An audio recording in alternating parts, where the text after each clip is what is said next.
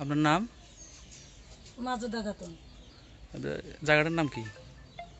চন্দ্রপুর মুসলিম পাড়া। কি হয়েছে কোনছে?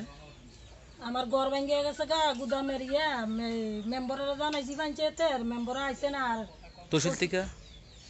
তহসিল থেকে আইসে না, পঞ্চায়েতে তো জানাইলে না, তহসিল আইতো তো পঞ্চায়েতে আমরা জানাইছি মেম্বারে। আমরা এখানে সুধীর দেবনাথ মেম্বারে জানাইছি, হ্যাঁ আইব কইসে আইসে না। ঘর আমনে স্থানীয় আন্দা ভাঙছে, বাইরে দা ভাঙছে, কোনো আমি এটা থাকার ঘর আমার মাথা গুজবার জায়গা নাই। এখন খুব কষ্ট করে বাচ্চা গলে বাচ্চাইয়া থাকে। আমি এখন খুব কষ্ট করতেছি, আমার ঘর এটা চাইতেও আইসে না মেম্বারে। পঞ্চায়েত তহসিলদার কেউ আইছে না?